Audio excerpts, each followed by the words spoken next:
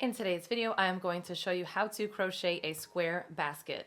So for this one, I used 3mm braided macrame cord. I was just testing it out and I think it turned out pretty good, but I think there's a couple things I would like to do different. So for this video, I'm actually going to make it using the 5mm braided macrame cord. I think it'll be just a bit more sturdy. This one is a little bit on the flimsy side. As you can see, it just bends very easily. And that also probably has to do with the stitch that I use. So typically when I make a basket, the base is made with a waistcoat stitch. And for this one, I did not do that, so it's not as sturdy. But I am going to repeat this with the 5mm braided and hope that it is a little bit better. But either way, it turns out very pretty and very functional. So let's go ahead and get started. I'm using the color Off-White and I will use an 8mm hook. It is from Furls. I will link it down below. When you use this cord, always start with the side with the knot. Okay, I'm just going to start by pulling out a bunch. So for this basket, you can actually make it any size you want. It is going to depend on how many chains you start with. So I think I will go ahead and start with 12. And again, if you want your basket to be larger, just start with a higher number of chains. So I'm going to start with 12. So to make a slip knot, I normally take my cord like this.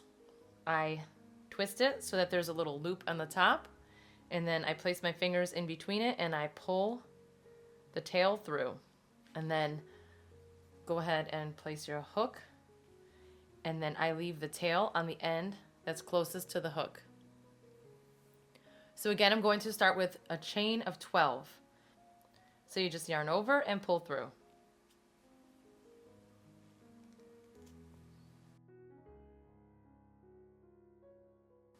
Okay, there's 12. Now I will be doing single crochets into these back bumps. So when you look at it from the front, they look like V's. If you flip it over, especially if you're using this cord, it's very easy to identify them. Okay, so we are going to start by doing a single crochet into the second one. So 1, 2. Place your hook through that loop. Yarn over, pull through. You'll have 2 on your hook, yarn over and pull through both.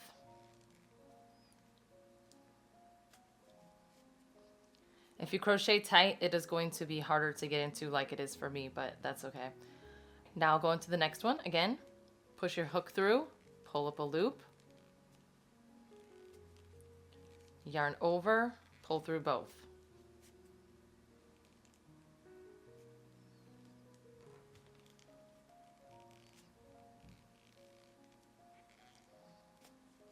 Okay, just repeat that until you get to the end. Okay, so I have 11 stitches going across the top because remember, we skipped that first one and started into the second one. So now when we reach this side, what we will do is chain 1,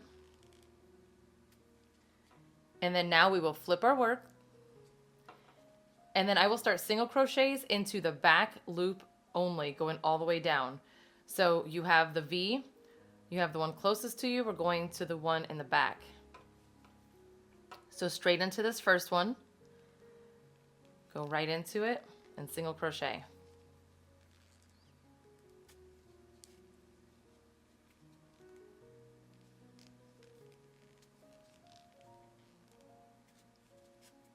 So again, back loop.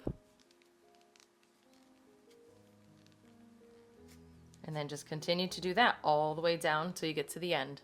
Okay, I made it to this end, and you can double check your work to make sure that you are doing enough stitches. So I do have 11 again. I'm looking at the V's on top, and I have 1, 2, 3, 4, 5, 6, 7, 8, 9, 10, 11.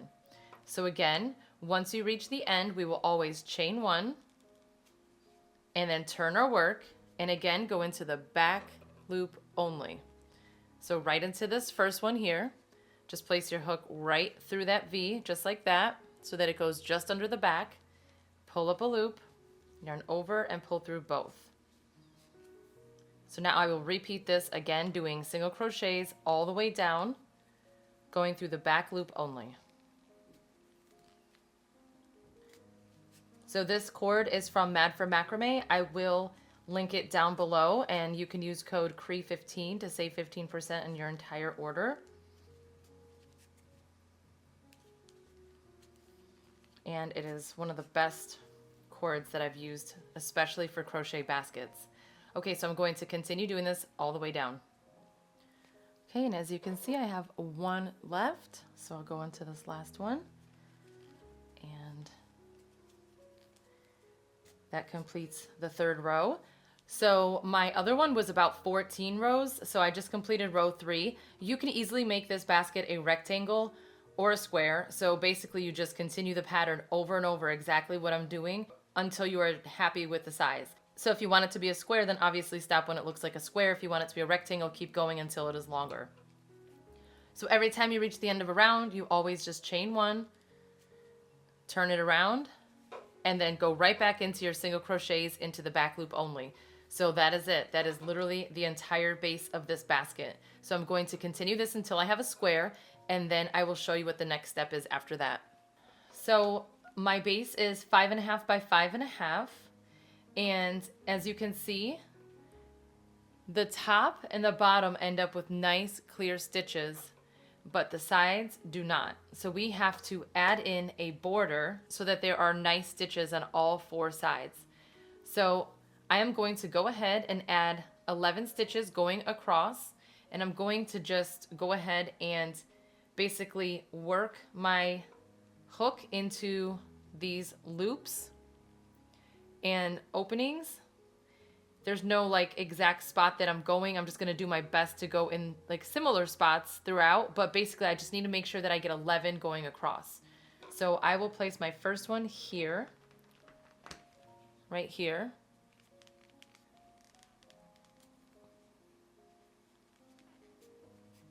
And then I can go into the next one. And then this spot here.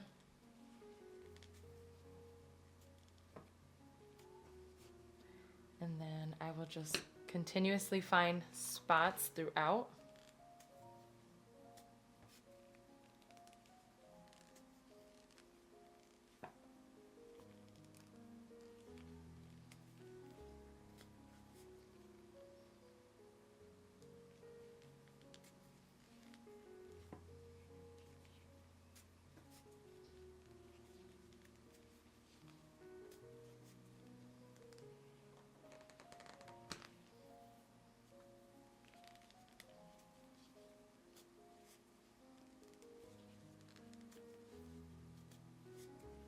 Let me see where I'm at.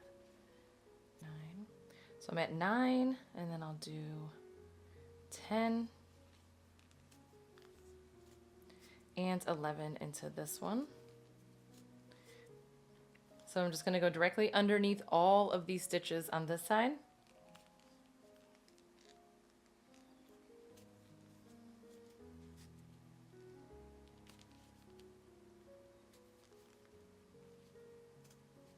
Okay, now I'm on this side and I need to do the exact same thing that I did for this side here.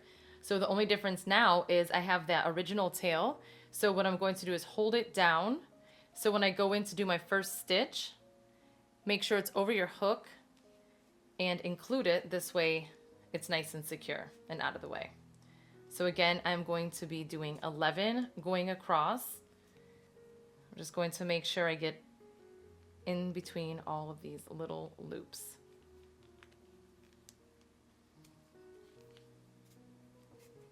Okay, so just do that all the way down.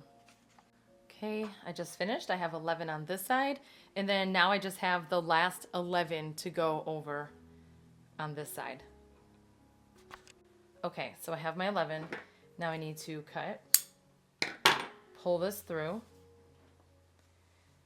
and we will be making a stitch to close this up so that's nice and even. So I will basically just take this needle and go directly underneath this one here, like this, pull it through,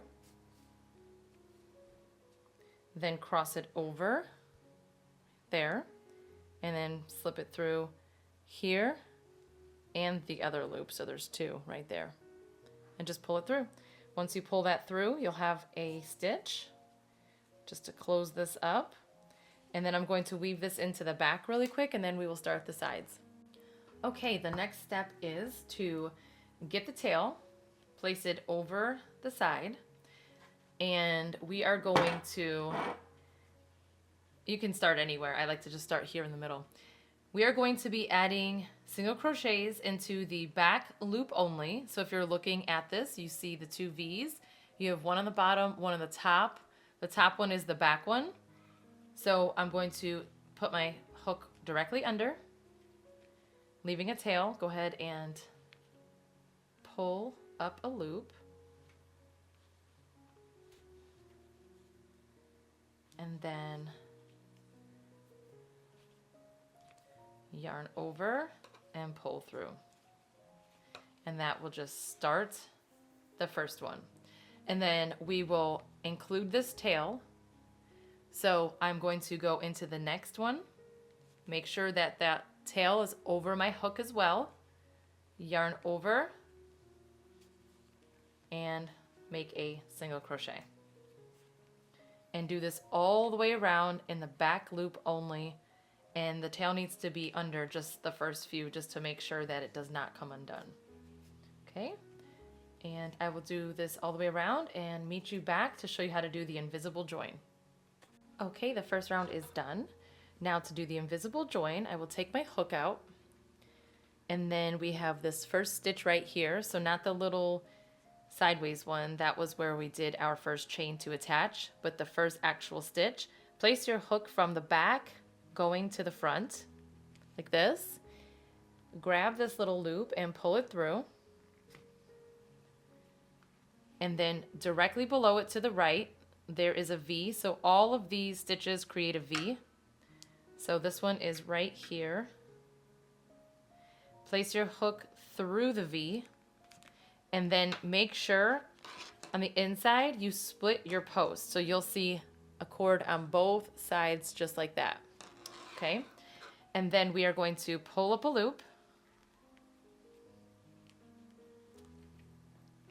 grab the original loop, place your hook back through it, yarn over and pull through both. Okay, that is the invisible join. And now for the entire rest of this basket, all we need to do is do a waistcoat stitch into each stitch. So basically that is just a single crochet that goes through these V's. So again, each stitch makes a V. So you'll see where they connect right here on the top, right below it, there's a V. And I'm going to go right through that V with my hook. So go ahead and push it through. Again, check the back. You can see that it split these posts. And then you just do a single crochet. So pull up a loop, yarn over, pull through both.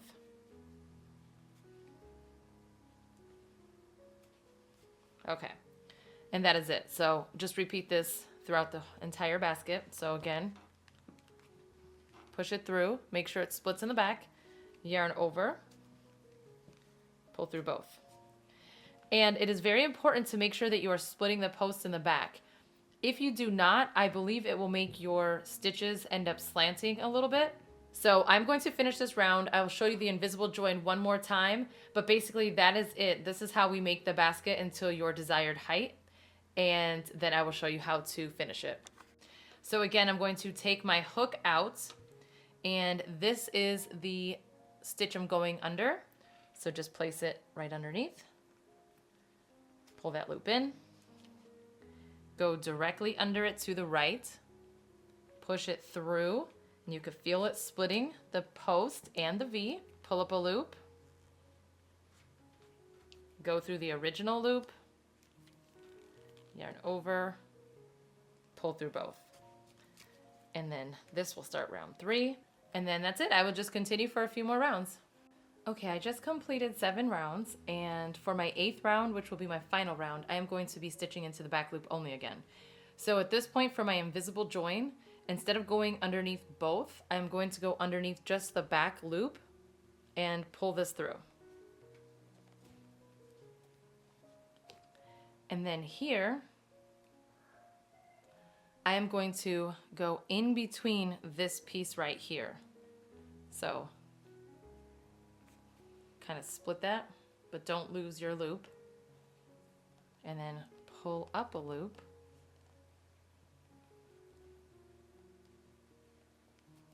Like this. And then yarn over and pull through both. This way it's in the back loop. And next I'm going to go right into this next spot here, going through the back, pull up a loop, yarn over, pull through both. There's my stitch right there. And again, going right into the back loop, push through. So you're still splitting the back, you're doing the same thing, but you're going to go through the back loop only. So it feels a little bit different when you are pushing it through, because before we were going straight down into it from here, but now we have to kind of go at an angle. So pushing it through, pull up a loop, yarn over, pull through both. Okay, so I'm going to do this the whole way around. Okay, and I am done. I just went into the one right next to it, and it's pretty much even just like that. So now what I'm going to do is cut a tail, pull my yarn through, grab the darning needle, and then I will just go under this first stitch here, pull it through. Now you just pull it to close it nice and even, and then going right underneath this one and the one on the inside, so these two, pull that through. Okay, and then just adjust it until it looks even, and then I'm going to weave in this tail real quick. That is how you make a square basket. So you could just go ahead and kind of shape it just a little bit, but I mean, it's pretty much good. It's much more sturdy than the other one that I showed you, the first one. So 5mm definitely works better than the 3 for this. And that is it. And again, I will link everything in the description box below. I hope that you enjoyed this video. If you did, please give it a thumbs up and don't forget to subscribe. Thank you so much for watching.